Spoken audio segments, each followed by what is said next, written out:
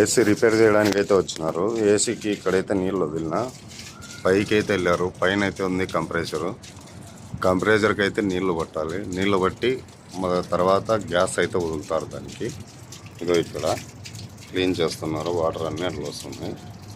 అది దీని నుంచి ఇది అటు సైడ్ అయితే బాగుంది వ్యూ.